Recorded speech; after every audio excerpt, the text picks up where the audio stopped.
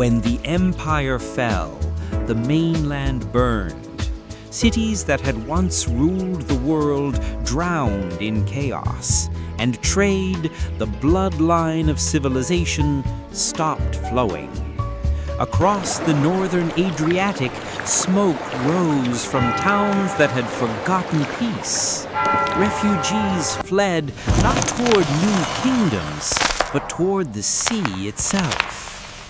They found safety where no army could march, in the shallow waters of a broken coastline, where the land dissolved into thousands of muddy islands. Here, between salt marshes and shifting tides, men built platforms of wood, huts of reeds, and hope out of fear. They did not call it Venice yet. It was simply the lagoon, a place for survivors. There was no marble, no empire, no gold, only mud, wind, and the sound of oars. But there in the emptiness, a new idea began. A life defended not by walls, but by water. Each sunrise reminded them they were safe precisely because they were small. And from that humility came the seed of resilience. Trade began in whispers.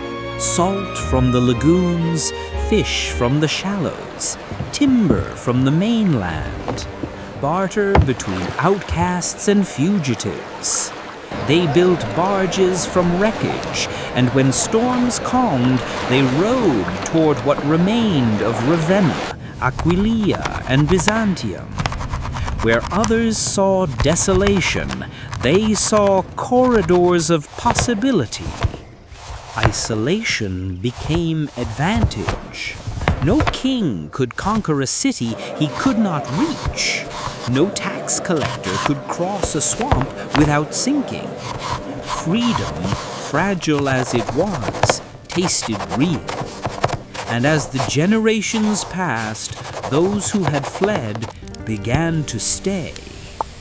The lagoon hardened into a community. Piles of wood became foundations, huts became houses, houses became parishes. Every inch was stolen back from the sea.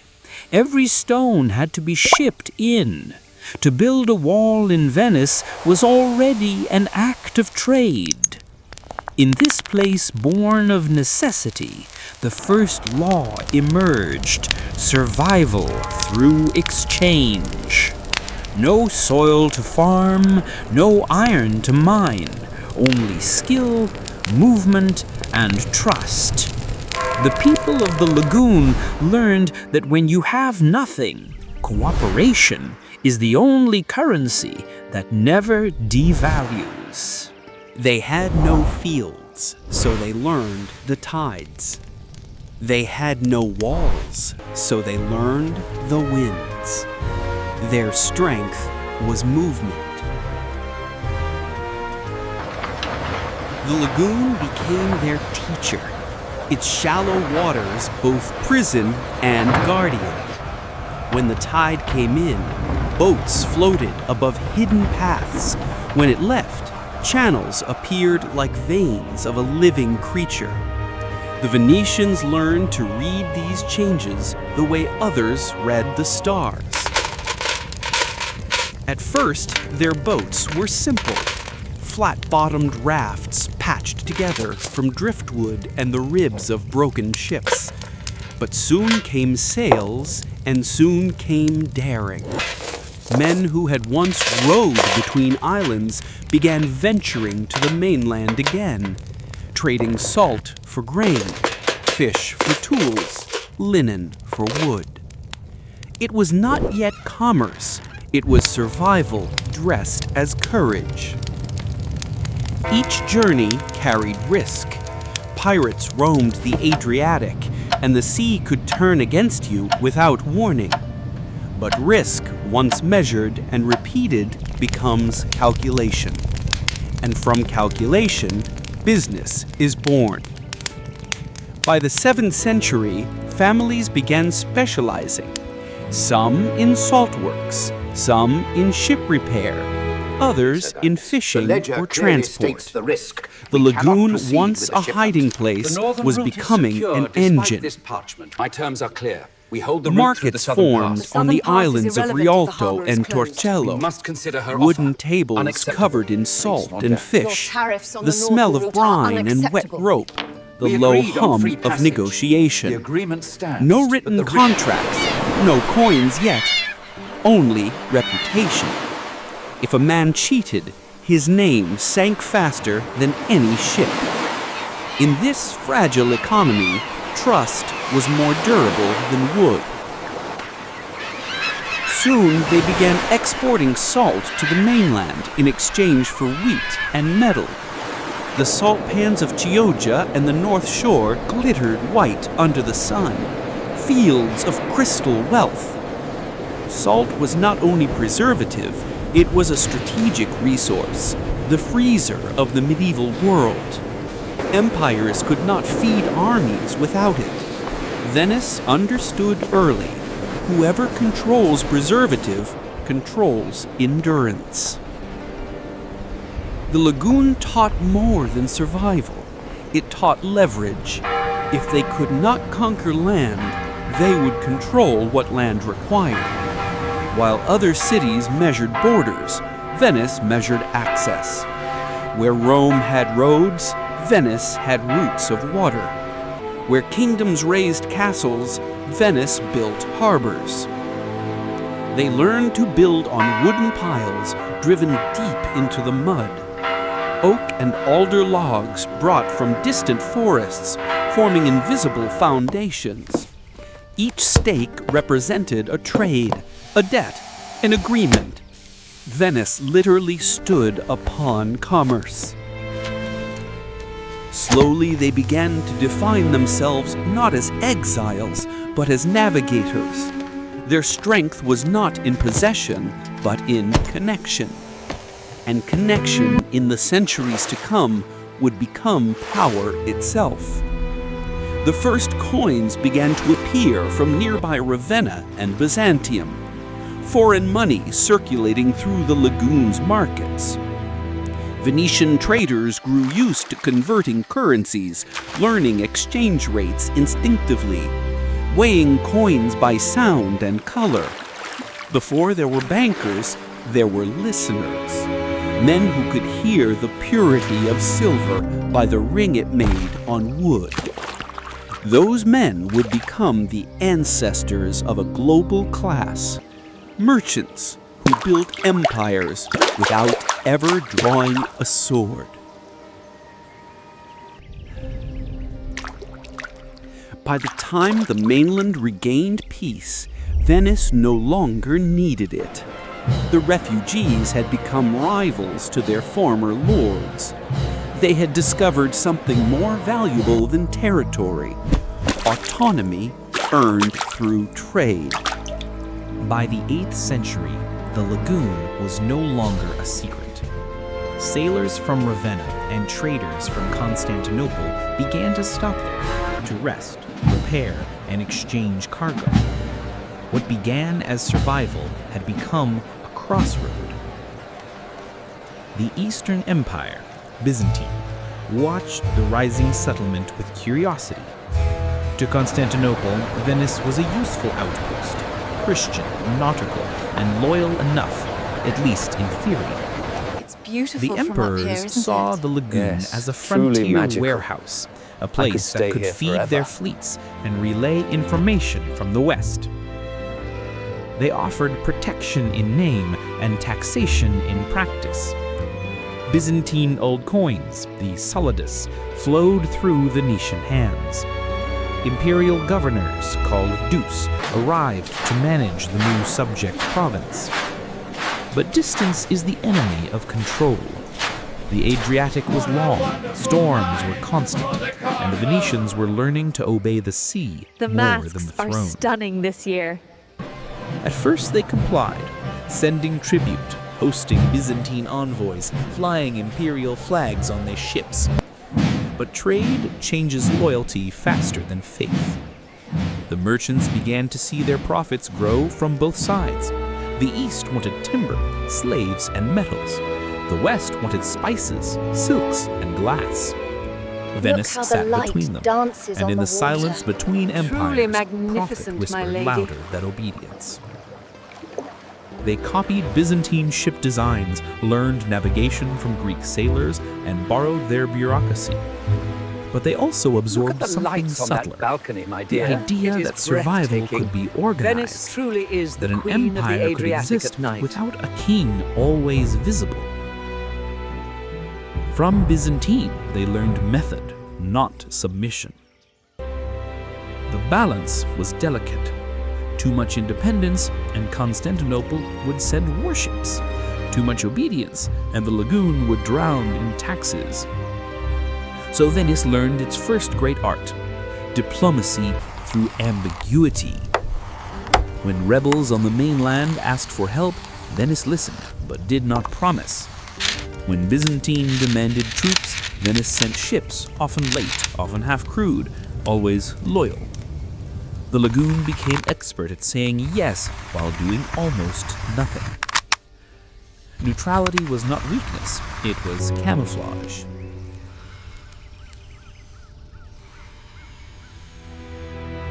During these centuries, the office of the Doge emerged, the elected leader of the city, chosen by its great families, confirmed by ritual, but limited by law. Neither king nor governor, the Doge symbolized balance, power distributed like the canals, narrow, complex, and interconnected. It was a design that mirrored their environment. In the lagoon, every current affects another. Absolute authority would have sunk the system. As centuries turned, Venetian fleets grew faster, their cargo broader. They traded slaves to the Saracens, weapons to the Franks, glass to Egypt, and information to anyone who could pay. Morality bent to geometry. The shortest route between two prophets was a straight line. Byzantine tolerated it because it needed them. The empire's navy relied on Venetian ships. Its economy relied on Venetian merchants. What began as subordination had quietly reversed. Protection had become dependence. The lagoon, once under the empire's shadow, now cast one of its own. And so, long before Venice called itself a republic, it was already practicing sovereignty. It ruled not through armies, but through relevance. Every cargo that left its docks carried a fragment of independence wrapped in silk and sealed with wax. The city was learning a lesson that would define its future. True power does not shout, it invoices. By the 9th century, the lagoon had stopped asking permission to exist. Its ships no longer sailed under borrowed flags, they carried their own. The people had learned that geography was destiny, but organization was freedom. In 828, two Venetian merchants returned from Alexandria with a secret hidden beneath barrels of pork: the stolen body of Saint Mark the Evangelist. To the devout, it was a relic. To the pragmatic, it was a declaration of independence. No empire could claim a city that held its own patron saint. They built a basilica for the relic, layer upon layer of gold, glass, and ambition. Mosaics shimmered like water caught in 20 sunlight. for you. Thank you for Venice your had purchase. found its symbol, a winged lion holding a book, faith combined with intellect, courage guided by law. That lion still stands on every flag the Republic ever flew. With Saint Mark came legitimacy, and with legitimacy came ambition. The lagoon turned from refuge to capital. Stone quays replaced wooden planks. Warehouses rose, coded with the marks of families whose fortunes now stretched beyond the horizon. Each canal became a ledger line, Salute. each bridge a signature between clans. The Doge's palace took shape beside the new basilica, a paradox in stone, fortress and marketplace, throne room and office. It was open to the sea, yet closed to tyranny. Power here was negotiated, audited, and shared among councils that multiplied like reflections in the water. The state itself became an algorithm of consensus. Every decision passed through committees, votes, and ledgers. It was slow, deliberate, resistant to passion, a machine built to outlive men. They understood something most kingdoms never did. Efficiency can serve a lifetime. Structure can serve centuries. The Venetian Republic did not proclaim its birth with conquest, but with paperwork. Decrees, seals, contracts, charters, each one a strand in a net that no sword could cut. Where other nations built armies, Venice built procedures. Soon, the lagoon's docks filled with vessels bound for every corner of the Mediterranean. From Syria came spices and glasswork. From Flanders, wool and metal. From Egypt, cotton and sugar. Ships returned loaded, taxed, registered, and insured. Each voyage What a a vote perfect for the midnight system's stability. finale. To outsiders, it seemed chaotic. Thousands of merchants shouting, cranes groaning, waves slapping stone. But beneath the noise lay precision. Every crate, every sailor, every debt was noted. The Republic's true cathedral was not the basilica's dome, but its archive. By the time Europe noticed, Venice had already rewritten the rules of power. It ruled no empire of land, but an empire of axis. Its defense was distance, its weapon was relevance. And in the mirror of the Adriatic, a new civilization saw itself. Half reflection, half reality, entirely determined. The city born of fear had become a republic built on method. And as the tides rolled under its bridges, the people of Venice learned their creed. The sea gives, the sea takes, but the ledger remembers everything. In the beginning, the Venetian market had no walls. It lived in the open air, on planks above the tide, where salt crusted over wood and seagulls screamed like creditors. There were no stalls yet, no written prices, only voices and gestures. Trade was a language learned by listening. Salt was their first coin. They harvested it from the shallow pans along Chioggia and the northern shores, spreading seawater into beds and waiting for the sun to do the rest. White crystals glittered like small promises. Each handful stored the memory of sunlight and patience. When stacked in sacks, it was heavy as silver and far more useful. Every city inland needed it, for meat, for fish, for life itself.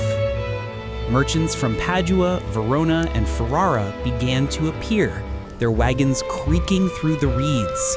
They brought wheat, iron tools, wine, and wool. They left with salt, fish, and stories of this strange city built on water. The exchange was uneven in distance, but equal in need. For every sack of grain, a measure of salt. For every tool, a promise to return. I will take this one. There was no A coin fine minted choice. yet in Venice, May it bring but you value fortune. had already taken form. It existed A in fair reputation, exchange for such in the face artistry. remembered, May it in the serve you voice well. trusted, in the Thank you, handshake Master witnessed. Craftsman. If a man lied, fine he was choice, not punished crafted by to ward law, off the but shadows. erased by Thank memory. you. It is perfect. In a small world, exile begins with disbelief.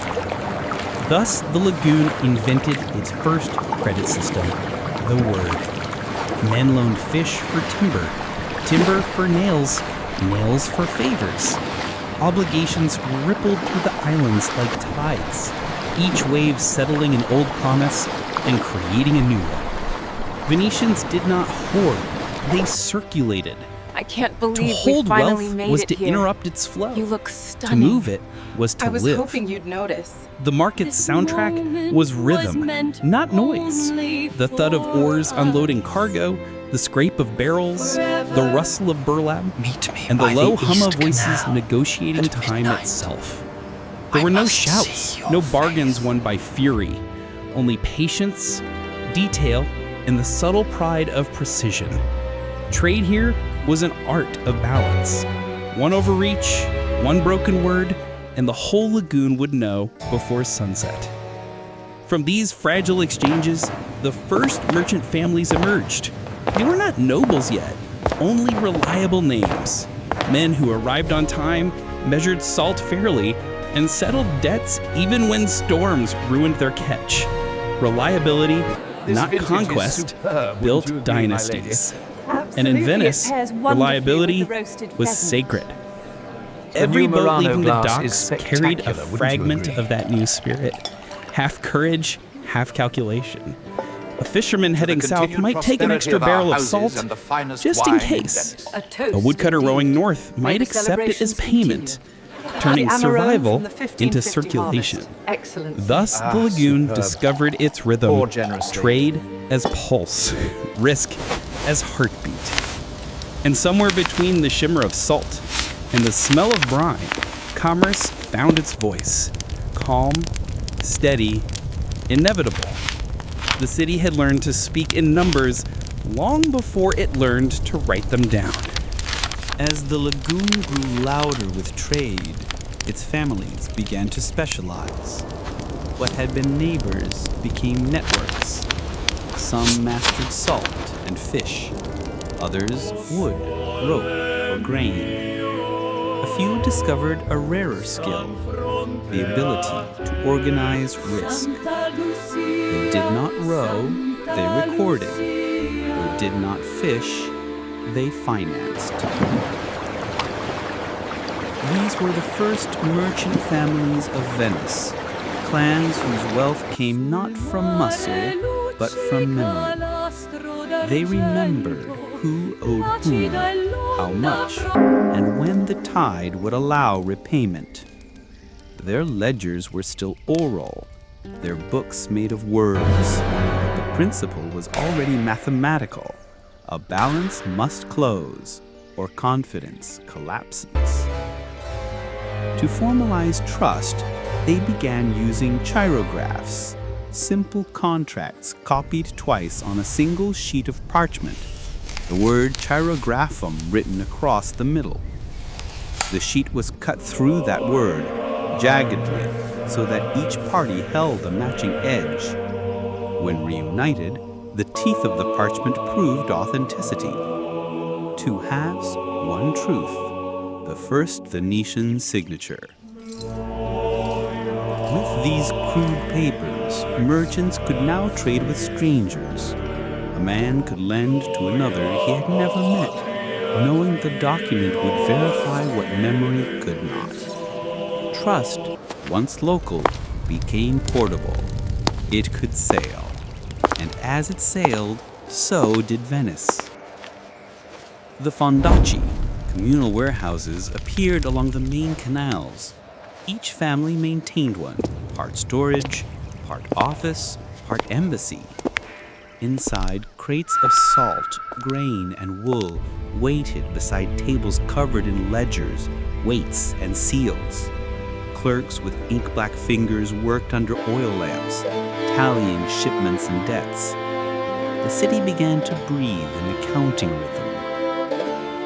Competition sharpened manners. A merchant who cheated might profit once. A merchant who kept his word profited for generations.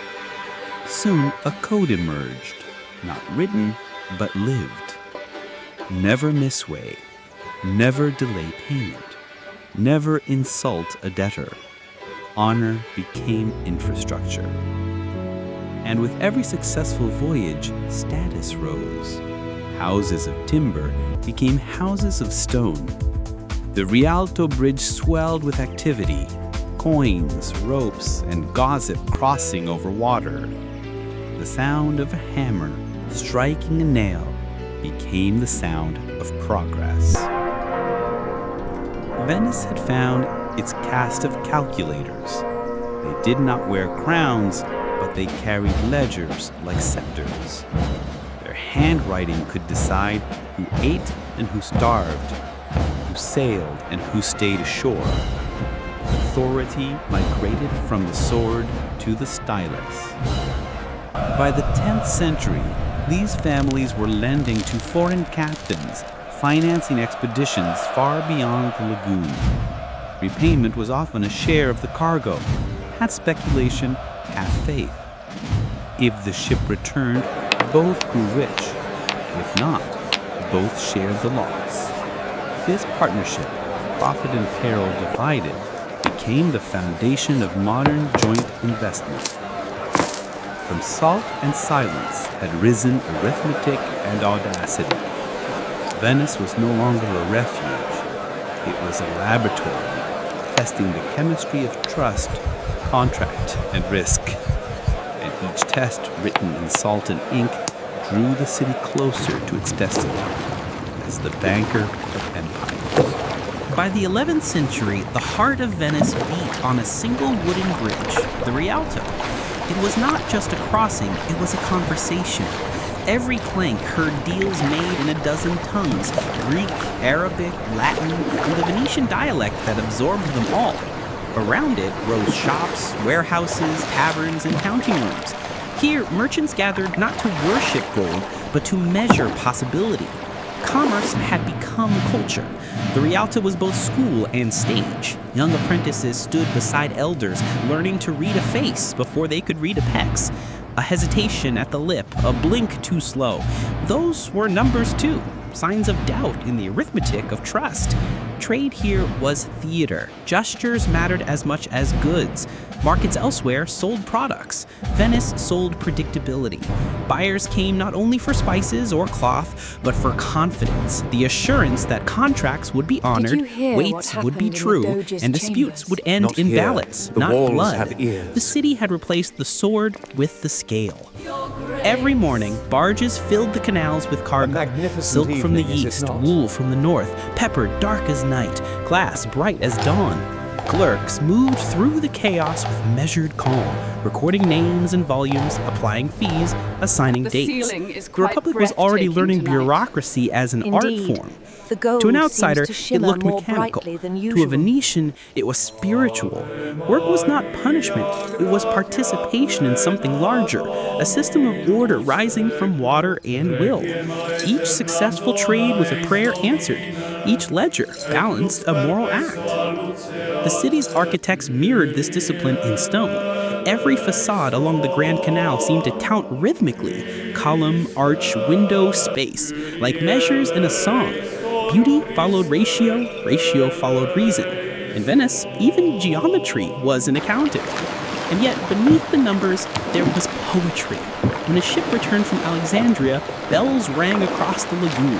Families gathered on the quays to greet captains who had been gone for months, sometimes years.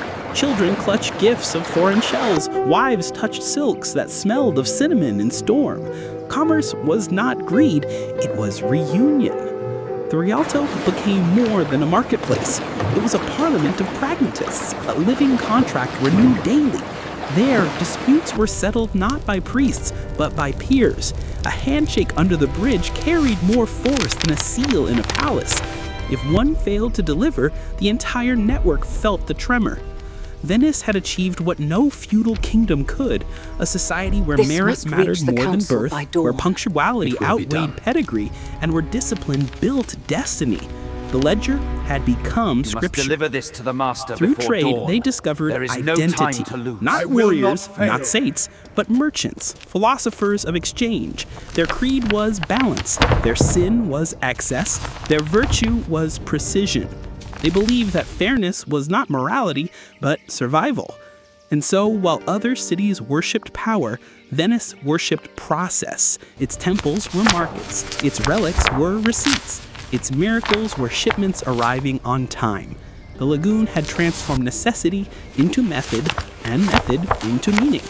Trade was no longer a tool, it was the culture itself. By the close of the 11th century, Venice had outgrown its lagoon. Its docks were full, its markets bursting, its ambition restless. The city of merchants had become too efficient to remain small. And so, the horizon, that thin silver line between sea and sky, began to look like an invitation. The Adriatic was no longer a barrier. It was a highway. Venetian ships sailed south to Bari, west to Genova, east to Crete and Cyprus. Their sails bore no saints, no crowns, only the red cross of St. Mark, equal arms symbolizing balance, not conquest. They came not as invaders, but as indispensable partners. Where others took by force, Venice earned by function. The fleet evolved.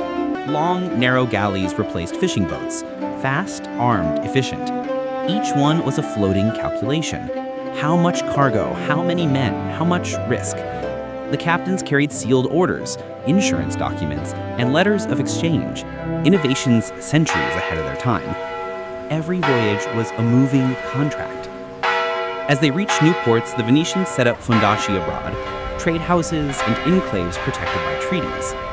In Constantinople, Antioch, and Acre, the Lion of St. Mark flew beside foreign flags.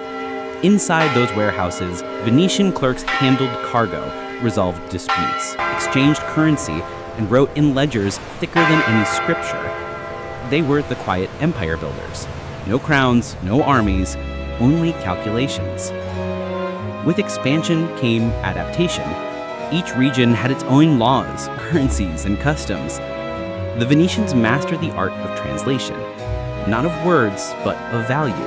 A coin from Cairo, a measure from Damascus, a weight from Ragusa, all could be converted into Venetian accounting units. They turned diversity into data, chaos into clarity. Where others saw difference, they saw arbitrage. This precision made them indispensable to the Byzantine Empire.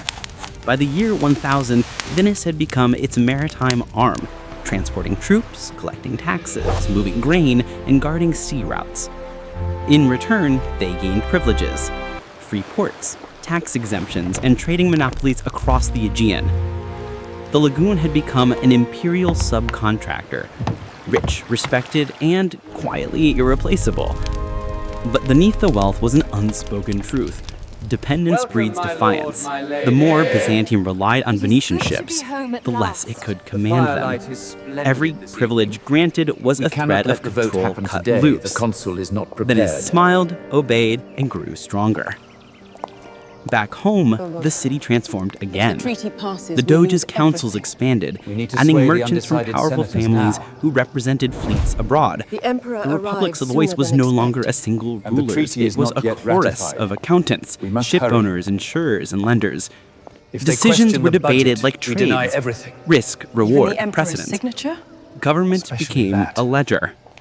To finance longer voyages, merchants invented commenda contracts, partnerships where investors stayed home, funding a voyage in exchange for a share of profits. The traveler risked his life, the investor risked his gold. Both gambled on weather, pirates, and fate. When a ship returned safely, they shared victory, not through ceremony, but through calculation. It was the embryo of modern capitalism, profit as collaboration, not conquest.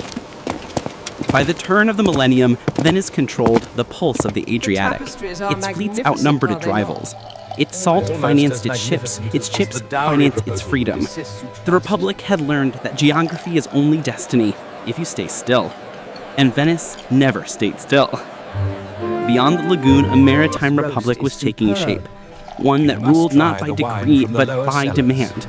It was the first nation built entirely on logistics, on the simple promise that everything arrives. And as the stars reflected on the black water of the Adriatic, the city that had risen from the mud began to dream of empire. The merchants no longer asked if they could cross the sea. They only asked how far the ledger could reach. By the dawn of the 12th century, the Adriatic was a Venetian lake. But the city owed its fortune to a delicate alliance, an invisible contract between the lagoon and the Empire of Constantinople. It was an arrangement written not on paper, but in necessity. The Byzantine emperors ruled from their golden capital like gods behind marble walls. They needed ships, fast, loyal, and disciplined to guard their routes across the Mediterranean. Venice had ships. Venice had sailors. Venice had no fear of the sea. In 1082, Emperor Alexios I Komnenos granted Venice the Golden Bull, a charter that changed everything. It freed Venetian merchants from imperial taxes, gave them quarters in Constantinople itself, and allowed them to trade throughout the empire as equals, not subjects. In return, the Republic promised its navy whenever the emperor called. One document, one imperial seal of wax and gold, and the lagoon became a power second only to the crown. Venetian captains anchored beside Byzantine warships, their oars flashing under the same sun. But loyalty, like the tide, has moods. Each voyage east carried more cargo than soldiers, more contracts than crusaders. The Republic began to see its advantage. The empire depended on it far more than it admitted. In Constantinople's harbor, the Golden Horn, the Fondaco dei Veneziani grew into a small city within the city. Warehouses of brick and marble, taverns filled with dialects from the Adriatic, chapels dedicated to St. Mark. Every crate unloaded there was a quiet declaration. Venice was no longer a guest, it was a partner. But partnership breeds envy. Greek merchants saw their profits shrink as Venetians dominated every market: grain, spices, silk, glass. Their ships moved faster, their accounts cleaner, their diplomacy sharper. They undercut locals with efficiency wrapped in charm. Where others haggled, Venetians delivered. Commerce became conquest, disguised as service. The empire's elites tolerated it. At first, Venetian coinage filled their treasuries, Venetian fleets saved their coasts, but resentment fermented beneath the marble. To many in Constantinople, the Republic was not an ally, it was a parasite gilded in Latin courtesy. The Doge knew this. He also knew that empires rise slower than markets shift. As long as Venice remained useful, it would remain free. So the Republic refined its greatest weapon, diplomacy through indispensability. When emperors changed, treaties were renewed, often with more favorable clauses. When wars erupted, Venice offered aid, carefully priced and precisely timed. Its fleets fought only when profit aligned with purpose. No emotion, no crusade, just arithmetic. By the end of the century, Venetian enclaves dotted the Aegean-like constellations: Crete, Corfu, Euboea. Each port a whisper of independence, each trade house a nail in Byzantium's authority.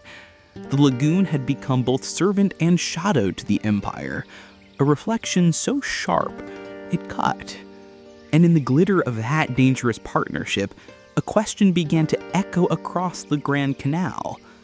If Venice could serve an empire so well, why not become one? The 12th century brought fire across the Mediterranean.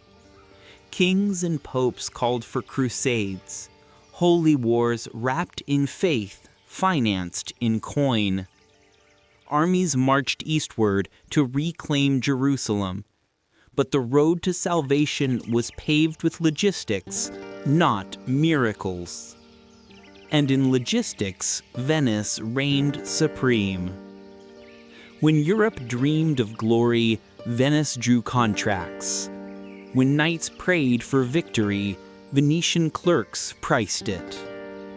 Every crusade required ships, supplies, and schedules, and only the lagoon could provide all three with precision. The Doge's palace became a counting house of destiny. Envoys from France, Germany, and England arrived with seals and promises. The Venetians listened, nodded, and opened their ledgers. They calculated the cost of salvation, down to the last nail, rope, and barrel of wine. faith could be infinite, freight was not. For the First and Second Crusades, the Republic supplied ships and transport in exchange for rights to trade in conquered ports. Each agreement cloaked in piety, yet written in profit. For every prayer said in Latin, a receipt followed in Venetian. The city prospered, shipyards thundered day and night.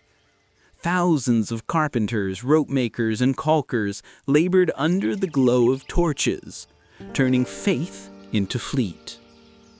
The Arsenal of Venice, Arsenale della Serenissima, rose from the mud, the first industrial complex of Europe. A city within a city, it could build a war galley in a single day, a miracle of manpower and management. Its gates were guarded not by soldiers, but by accountants. But behind the glory of the Crusades, another economy bloomed, one of debt. Knights borrowed to pay passage, lords mortgaged lands to arm men. And who held the notes? Venice. The Republic discovered that lending to war was safer than fighting it. Gold earned interest. Corpses did not. Each crusade ended differently, but the ledgers always closed in black ink. The Republic's influence spread like tide water, Acre, Tyre, Antioch, each port a Venetian footprint, each harbor a promise that trade would outlive theology. They did not conquer cities, they purchased futures. But faith and finance make uneasy allies. The church admired Venice's zeal, but distrusted its precision. When asked about profit, the Doge replied with a smile, "We serve God best by delivering his goods on time." The Fourth Crusade tested that philosophy to its limit. In 1202, Europe's crusading armies gathered in Venice, expecting passage to Egypt. But they arrived poor, unable to pay their debt to the Republic. The Doge, Enrico Dandolo, blind, aged, brilliant, offered a solution. If the Crusaders helped Venice capture the rebellious city of Zara, their debt would be forgiven. They agreed. The Holy War had turned into a commercial adjustment. Zara fell. The Crusaders now owed loyalty as well as coin. And then came Constantinople, the empire that had once sheltered Venice, now divided by intrigue and arrogance. Dandolo saw what the knights did not, a ledger unbalanced for centuries. If the empire could not pay its debts, perhaps it could be repossessed. In 1204, under the banner of Christ and the bookkeeping of Venice, the greatest city in the East burned. Constantinople fell not to faith, but to finance. When the fires died, the Republic took its share, ports, islands, warehouses, entire provinces. From the ashes of Byzantium, Venice built its maritime empire. The Lion of St. Mark now roared from the Aegean to the Adriatic. And in the silence that followed the conquest, only the sound of quills remained. Scribes tallying, weighing, recording. This sack of Constantinople changed the balance of the world. While kings divided lands and crowns, Venice divided harbors. Its fleets spread across the Aegean like veins of silver. Naxos, Crete, Rhodes, Corfu, Negroponte. Each island became a node in a new organism, the Venetian Empire. An empire not of soil, but of circulation. They called it Stato de Mar, the state of the sea. It had no borders, only routes. Its governors were not generals, but merchants. Its taxes not tribute, but tariffs. Where others built walls, Venice built schedules. From Crete came olive oil, from Cyprus, sugar, from Alexandria, pepper and silk. Cargo flowed through the Adriatic into the warehouses of Rialto, where accountants transformed goods into numbers and numbers into policy. The Republic governed by ledger. Each colony's worth was measured not in loyalty, but in margin. Ships sailed in convoys called mudae, escorted by armed galleys. They departed on fixed dates, synchronized with the rhythm of the sea and the markets. No chaos, no improvisation, only method. Venice had turned trade into a machine. Every voyage had investors, contracts, insurance, and rules. The city had become self-aware. Commerce as governance, governance as commerce. In the arsenal, production evolved into ritual. Each craftsman knew his task, each material its measure. A visitor once wrote that ships marched out like soldiers. They were not built, they were assembled, modular, standardized, efficient. Centuries before the Industrial Revolution, Venice was already an algorithm of labor. But efficiency alone does not make an empire. Communication does. Messengers rode fast boats, fuste, carrying news, prices, and letters sealed with red wax. A merchant in Acre could know the price of pepper in Venice within days, not months. Information was profit, and the Republic guarded it as jealously as gold. Spies doubled as traders, traders doubled as diplomats. In the Venetian worldview, secrets were just another currency. The city's senate, the Maggior Concilio, grew into a disciplined bureaucracy. Thousands of documents flowed daily through its offices: permits, contracts, rulings, and decrees. Decisions were not made by inspiration, but by accumulation. The Doge presided, but it was the committees that ruled. Venice had achieved what no medieval state had: a government run like a balance sheet. To outsiders, this cold precision seemed soulless, but to the Venetians, it was salvation. They had no hinterland, no army of peasants to tax. Their power lived in motion. If the routes stopped, the Republic died. So they built redundancy into every system: multiple fleets, multiple councils, multiple alliances. Failure was acceptable, interruption was not. In this empire of trade, even war was business. Venice fought when contracts failed, not when passions rose. Its admirals carried not banners, but budgets.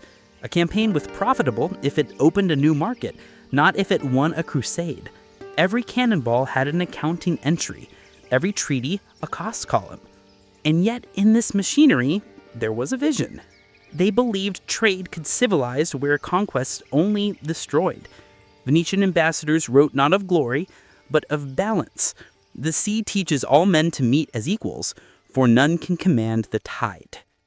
From the ashes of Byzantium, the Republic had built a new kind of dominion, one sustained by relevance, precision, and restraint. Its fleets did not shout, they arrived. Its soldiers did not conquer, they accounted. And in the silence between departure and return, the city whispered its creed: order is our weapon, profit is our peace. Empires rarely notice the moment they begin to age. For Venice, that moment came not through defeat, but through abundance. Trade flowed too easily, profits too regularly. Stability hardened into habit, and habit, when left unchecked, becomes blindness. The Republic ruled the sea, yet the sea obeys no one. Storms grew harsher, pirates bolder, and rivals sharper. Genoa rose from the western horizon like a mirror with teeth, its ships faster, its captains reckless, its merchants hungry. Two cities born from the same salt now eyed each other across the Mediterranean, calculating who could move more, who could matter more. At home, wealth transformed the skyline. Palaces of marble replaced the wooden houses of the early merchants. Windows widened, courtyards filled with fountains. Gold from Alexandria funded frescoes, silver from Cyprus gilded altars. The city looked divine, but its soul drifted toward arithmetic. What had begun as a republic of workers risked becoming a republic of heirs. The merchant families, once united by necessity, now divided by inheritance. Ledgers became weapons, marriages became mergers. Councils multiplied to prevent corruption, but corruption adapted faster than law. In the shadows of the Doge's palace, whispers grew. Who profits from the prophet? Venice answered not with revolution, but with regulation. The Great Council restricted membership to old families, sealing power inside a golden cage. Outsiders could trade, but not rule. The system that had built mobility now preserved hierarchy. It was efficiency turned into exclusion. Yet the city still functioned. Its bureaucracy was too well designed to fail, too interlocked to collapse. Venetians did not need trust anymore. They had procedure. And procedure, cold, neutral, precise, outlasts belief. Abroad, the empire expanded deeper into the Aegean, balancing diplomacy with dominance. Every treaty signed with Byzantium carried hidden clauses. Every alliance masked a calculation. Venice learned to use other nations' wars as cover for commerce. While kings fought for God, the Republic invoiced both sides. Even in decline, Byzantium remained its greatest partner and its greatest warning. The empire of marble and icons still glittered, but within its walls, gold had replaced virtue. Venetian envoys saw it clearly. Power decays when it forgets its function. They returned home with letters and lessons, whispering to the Senate, "Let us not become the Byzantium we replaced." The Doge listened, perhaps even believed them. But wealth is a tide that erodes slowly. Each generation measured success not in innovation, but in inheritance. The republic that once sold necessity now sold prestige. The sea, once their teacher, had become their mirror. Still, the machine endured. Ships sailed, contracts cleared, coins gleamed. From Crete to Corfu, the Lion of St. Mark still roared, but softer now, more memory than menace. Venice had mastered continuity so perfectly that even its decay was organized. As dusk settled over the lagoon, the city glowed like a constellation reflected on water. An empire of logic suspended between heaven and the counting. And in the quiet hum of its ledgers, the old merchants' voices seemed to echo. We built this city on movement. The moment we stop, the tide will remind us who we are. Before Venice ruled money, it ruled light. Long before its bankers mastered ledgers, its craftsmen mastered flame.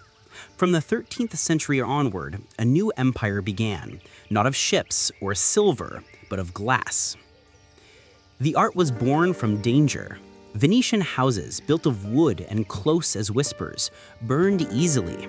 Glassmaking required fire, and fire was an enemy the city could not afford.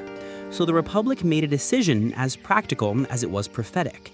In 1291, all furnaces were moved to a small island across the lagoon, Murano. There, on that shimmering exile of craftsmen, the Republic created its most guarded miracle. Murano became a city within the city, part prison, part paradise. Glassmakers were both revered and confined. They lived in luxury, yet forbidden to leave Venice without permission. Their hands held state secrets as valuable as gold. The furnaces burned day and night. Sand from the Po River, soda ash from Syria, and powdered quartz from Crete fed the flames. Through alchemy and repetition, the artisans produced glass so pure it seemed liquid even when solid. They invented mirrors, lenses, chandeliers, and beads that carried the lagoon's shimmer into royal courts across Europe. To own Murano glass was to own a fragment of Venice's soul. But the empire's true genius was not in creation, it was in control. The formulas, the methods, the chemical ratios, all regarded by law and loyalty. Leading the island with such knowledge was treason. Murano's guilds recorded each secret in coded ledgers guarded by oaths older than the Doge himself. A craftsman could be executed not for theft of coin, but for theft of clarity.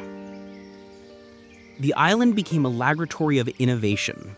Artisans learned to color glass with gold dust, to stretch it into threads finer than hair, to trap bubbles inside to mimic frost. They mirrored the sun, captured rainbows, bent heat into transparency. Even kings waited months for delivery. The trade routes that once carried spices now carried glass.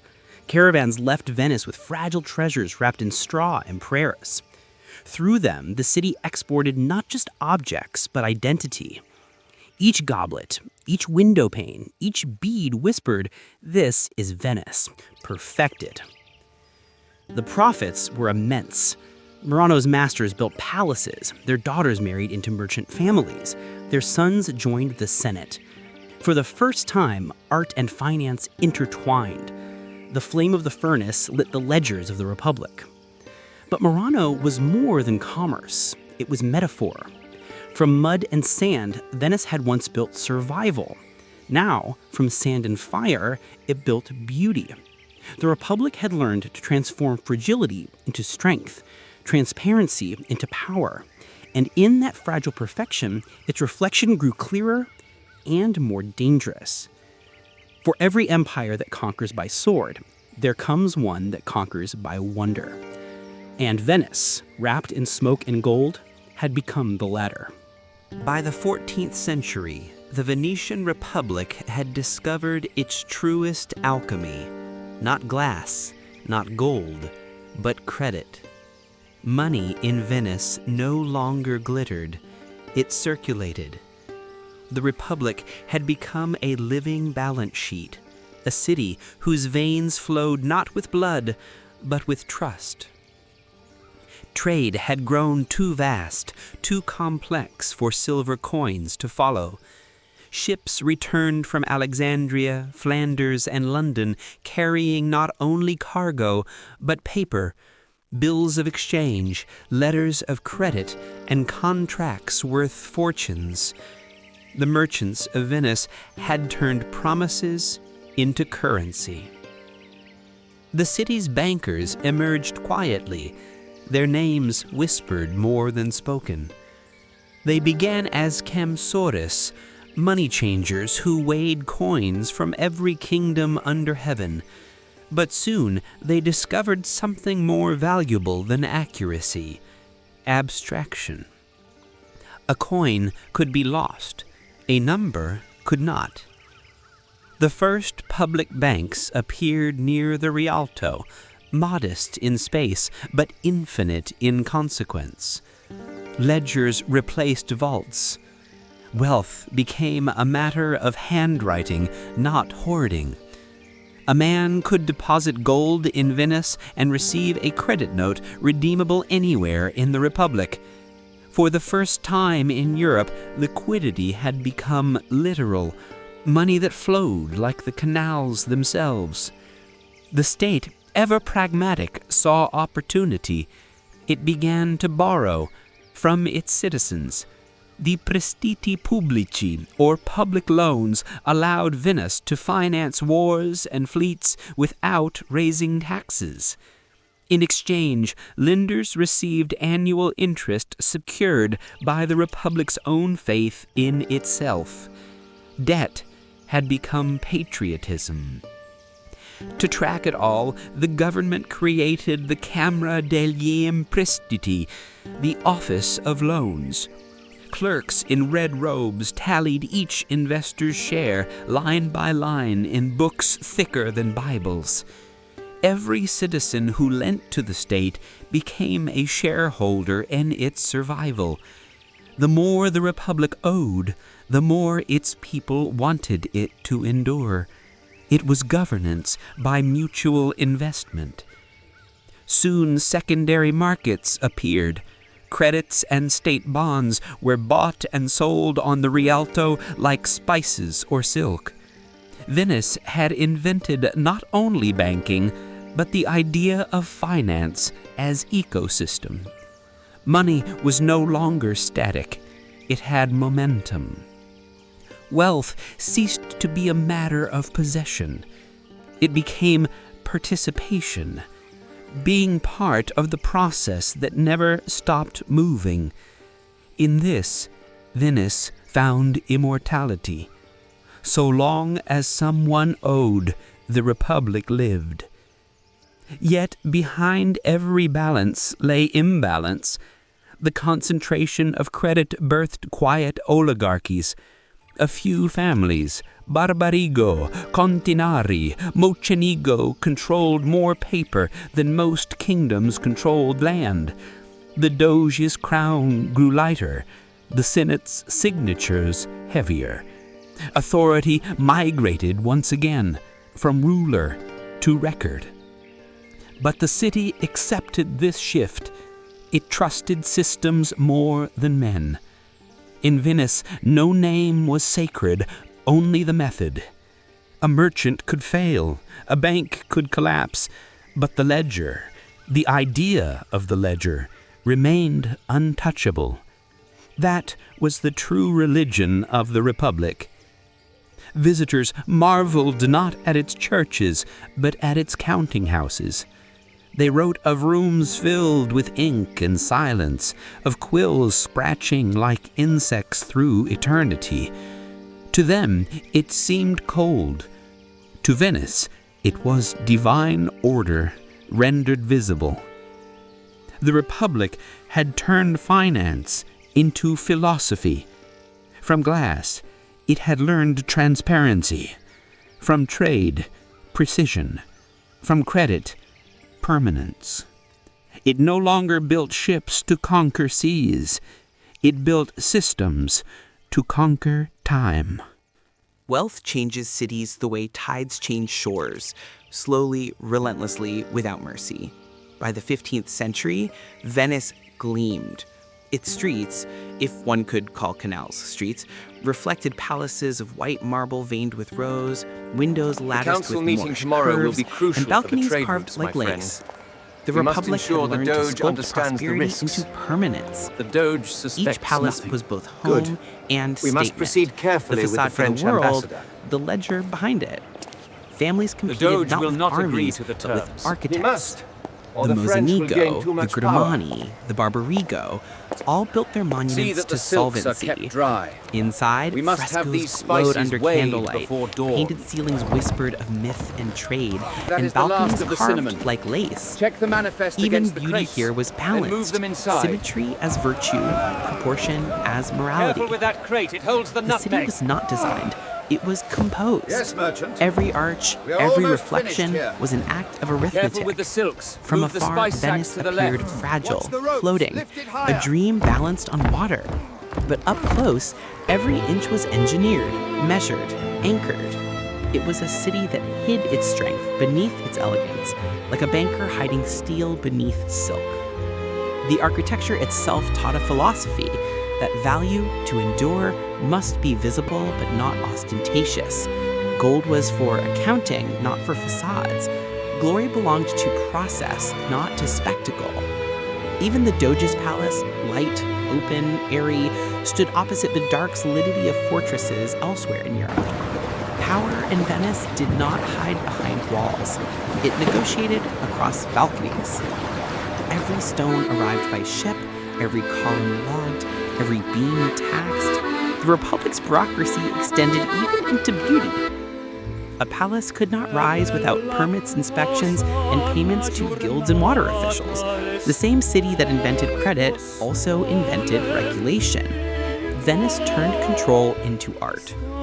The churches followed the same rhythm. St. Mark's Basilica, already radiant with mosaics from Constantinople, now received new domes plated in gold and glass. When sunlight entered through its high windows, it scattered like coin over the marble floor, a sermon in light. For Venetians, beauty was proof of balance. Harmony was evidence of divine accounting. Music echoed the same ideal. Organs hummed like tides, choirs layered voices as merchants layered contracts. Structured, disciplined, infinite. Even pleasure was methodical. Banquets followed timetables, festivals followed budgets, no excess escaped notation. Visitors from France, Spain, and the Holy Roman Empire called it the miracle on the water. But to Venetians, it was simply the consequence of system. These coins For guarantee them, safe splendor passage was through not the northern indulgence. pass. It was done. order manifested. This is the route we discussed. Building out of balance northern was pass as is too offensive as a dangerous. ledger Agreed. unbalanced. To the success of From our glass venture. and gold, the Republic built information is continuity. accurate. Are The the city funds ready? became its As we own agreed. museum. Here is the Each final facade payment. a testimony Until the that next tide, commerce then. could become civilization. And in This that map glittering clearly shows the stillness, route is Venice secure, and achieved the what coin every covers the empire risk. dreams of. The northern A pass peace is so treacherous. profitable it felt eternal. But eternity is expensive. Behind every palace lay debt, behind every festival an invoice. The Republic, like its reflections, was flawless only from the right distance. Every masterpiece hides its invoice. For Venice, that bill began to arrive quietly. Interest accrued not in gold, but in time. The Republic's perfection, once its strength, became its prison. By the late 15th century, wealth had ossified into ritual. The same families ruled, the same councils met, the same signatures filled the same parchment. The city moved flawlessly, predictably, too predictably. What had once been innovation had hardened into habit, and habit is the slowest form of decay. The great merchant dynasties, now swelling with generations of inheritance, no longer risked their fortunes on the sea. They preferred the safety of paper over the danger of salt. The adventurous sons who once sailed to Alexandria now studied law, philosophy, or idled in salons overlooking the Grand Canal. Venice had replaced risk with refinement. The world, however, had not stopped. New powers stirred beyond its view. Portugal had found a route around Africa. Spain had set sail west into the unknown. Trade was shifting from the Mediterranean to the Atlantic, from galleys to galleons. Venice, built for the inland sea, suddenly stood at the edge of the world it once commanded. Still, the Republic persisted in style, if not in scale. Its artisans refined what others imitated: glass, lace, gold leaf, diplomacy. The Senate continued to meet, the arsenal continued to build, the Doge continued to bless. Everything functioned, but little changed. The city that had invented momentum had forgotten motion. Costs grew invisible. To maintain its splendor, Venice taxed its colonies heavily, bled its merchants slowly, and borrowed constantly. The state that had once sold debt as patriotism now depended on it for survival. Public loans multiplied, interest compounded, confidence eroded like stone under tide. The more magnificent the facades became, the hollower the ledgers behind them. From afar, Venice glittered. Up close, its palaces whispered of unpaid rents, its ships returned half empty, its coins melted and recoined to hide the shortfall. Even Murano's fires burned dimmer, demand fading as foreign glassmakers learned the secrets once locked on the island. The chairman? The Republic responded as it always had, with method. It tightened laws, expanded bureaucracy, and doubled accounting. It believed that precision could outlast reality, but no formula protects against fatigue. And yet, amid decline, there was still grace. The painters, Bellini, Giorgione, and Titian, captured the city's twilight in gold and crimson. They painted Venice as it truly was, eternal in image, mortal in substance, a reflection aware of its own impermanence. In those canvases, the city found its paradox. As in the tide of history withdrew, Venice remained luminous, its decay rendered beautiful, its fall symmetrical. It was the only empire to turn its own sunset into art. When night settled over the lagoon, the bells of St. Mark's still rang with the same perfect rhythm as they had for centuries. Each chime was both echo and elegy. The Republic endured not because it conquered, but because it recorded. It believed until the end that anything measured carefully enough might never truly end. And perhaps, in that belief, it was right. For though its ships are gone, its books remain. The sound of their turning pages is the heartbeat of a civilization that turned commerce into eternity. History rarely ends in thunder. More often, it fades like the echo of a bell over water. For Venice, decline came not in battle, but in balance sheets, in quiet shifts of current, in routes that no longer returned. The 16th century dawned with a new map. Across that map, Venice had vanished from the center. Portuguese caravels now circled Africa, Spanish galleons crossed the Atlantic. The world's trade winds had changed direction, and Venice's sails hung still in the wrong sea. The city's merchants watched helplessly as pepper, silk, and sugar, the lifeblood of their empire, bypassed the Mediterranean entirely. Lisbon and Seville grew rich on oceans too vast for Venice's galleys. The Republic's economy, once a tide in constant motion, became a lagoon. Beautiful, stagnant, self-contained. The Senate responded with what it knew best: management. They adjusted tariffs, diversified exports, refined glass, expanded printing. They made laws about ship size, anchor weight, even the quality of rope. Precision without perspective. Venice could regulate the sea itself, but not replace it. At home, the Great Council grew cautious, aging, defensive. Seats passed from father to son like inherited furniture. The Republic that once rewarded merit now rewarded memory. Innovation became suspicion, daring became disorder. No one wanted to risk the stability that had taken centuries to perfect, even as that perfection began to suffocate them. Abroad, the colony strained under taxes and neglect. Crete rebelled, Cyprus faltered, Dalmatian ports whispered allegiance to whoever offered lower duties. The Lion of St. Mark still flew above their forts, but its roar was only ceremonial. And yet Venice refused to see itself as old. Its artists filled canvases with light that denied decay. Tintoretto painted eternity into every brushstroke. Veronese turned feasts into metaphysics. The city's music grew grander, its festivals longer, its masks thicker. Splendor became resistance.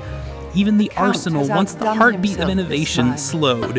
Where galleys had once rolled off its rams like clockwork, now they lingered, built for ceremonies rather than combat. The craftsmen still worked with skill, but their purpose changed from survival to spectacle. The Empire's industry had become theater. A rather dark entrance for such a bright occasion. Visitors saw only the surface. To them, Venice was paradise. Its canals perfect, its commerce refined, its order absolute. They did not see the debts hidden in ledgers, the cracks in marble, the slow retreat of relevance. Venice had mastered the art of appearing eternal, but eternity, like credit, must be renewed. By mid-century, the Republic was still rich enough to look unbroken, but its gold was memory, its power inertia. Its greatest export was no longer goods or glass, but the illusion of permanence. The tide had turned. Venice, the city that once moved the world, now watched it move without her. And though she did not yet know it, every reflection shimmering on her canals was already past tense. Decline is not collapse. It is repetition without purpose, motion without momentum. In the 17th century, Venice still glittered, still traded, still governed.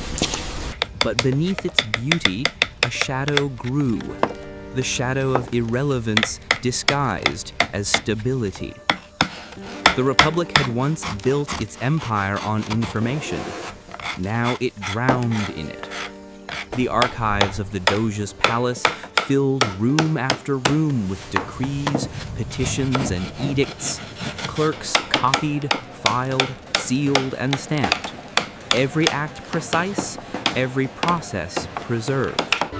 It was order turned into ritual, efficiency fossilized. The Senate still met in grandeur. Robes of crimson brushed against frescoed walls, voices echoed under gold ceilings. But their debates had lost heat. They spoke not of conquest, but of maintenance, of tolls, quarantines, grain imports, and theater schedules. Venice had become a civilization of caretakers. Its wealth persisted, but in the wrong hands.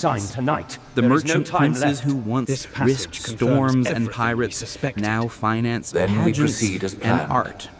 The ritual Investment begins at shifted midnight. from We have the expeditions location. to indulgence. We must strike before The the others Rialto arrive. was no And longer the an relic. engine, Is it it was a truly here showroom. in the crypts? Profit became performance. And yet the city maintained dignity. When plague swept through Europe, Venice built hospitals, not prisons. When famine struck, its state granaries opened first. Even in stagnation, it was humane, pragmatic, composed. Decadence with discipline. Decline in perfect symmetry.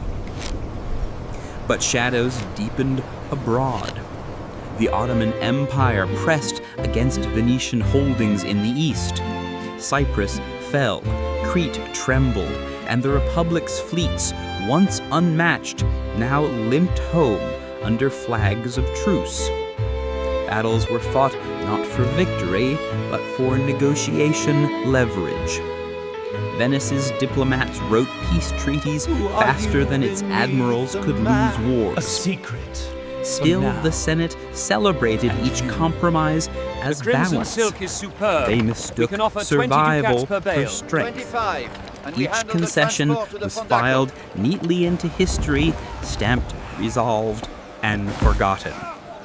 The city's greatest weapon, its bureaucracy, had become its blindfold.